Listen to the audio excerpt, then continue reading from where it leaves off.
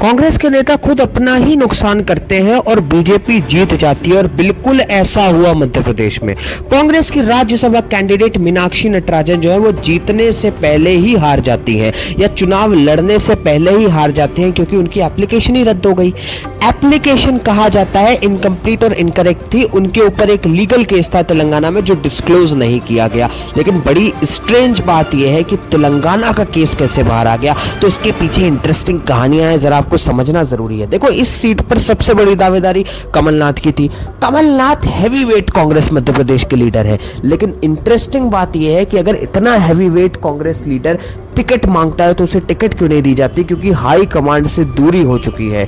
दूरी का कारण इतना है कि बीजेपी के दस्तक तक जाकर लौट के आए हैं कांग्रेस में, तो दूरियां जो है वो काफी बड़ी हो चुकी हैं और इसकी वजह से कमलनाथ को टिकट नहीं मिलती है और टिकट मिल जाती है मीनाक्षी नटराजन को। लेकिन इसका कॉन्सिक्वेंस ये होता है कि कांग्रेस के एमएलएस का टूटने का डर बढ़ गया, क्योंकि भैया कमलनाथ है बड़े ही unmatchable organisational power, financial power, पुराने लीडर हैं, ताकतवर लीडर हैं, उसी के साथ हैवीवेट लीडर हैं, तो उनके ऊपर जीतने का चांस बहुत ज्यादा है। लेकिन मीनाक्षी नटराजन को ये सीट मिलते ही और टिकट मिलते ही एमएलएस टूटने का डर 7वें आसमान पे पहुंच गया। उसी के साथ मीनाक्षी नटराजन पर केस तेलंगाना में है और तेलंगाना कांग्रेस सरकार है।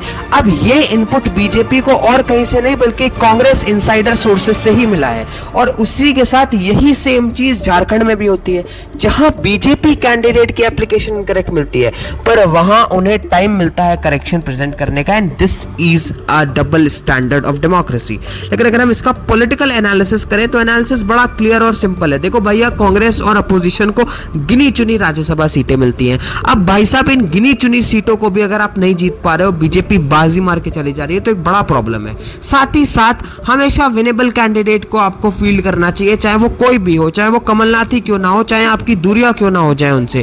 क्यों? क्योंकि गिनी चुनी सीट मिलती है, फिर से आप हारते हुए कैंडिडेट को क्यों उतार देते हो जहां पे एमएलएस टूटने का डर हो। उसी के साथ इट्स सो स्ट्रेंज कि कांग्रेस के ही राज्य तेलंगाना से केस बाहर आ जाता है। यानी पार्टी के अंदर ही कोई बड़ी ताकत है जो चुनाव हरवाना चाहती है मीनाक्षी नटराजन को। यानी कि एमएलएस अगर ना भी टूटे तो पार्टी के अंदर ही ताकत है जिसने चुनाव हरा दिया, ये पूरा पर्चा ही रद्द करा दिया कि वो चुनाव ही ना लड़ सके। उसी के साथ डबल स्टैंडर्ड्स का गेम तो है ही है भाई। बीजेपी झारखंड का भी एप्लीकेशन रद्द कर दो अगर कांग्रेस वालों का करना है एमपी के अंदर। बाकी आप जरूर वापस आने वाले हो इस चैनल पे, तो योर रेडियो पॉलिटिकल कम्युनिटी को सब्सक्राइब जरूर करो।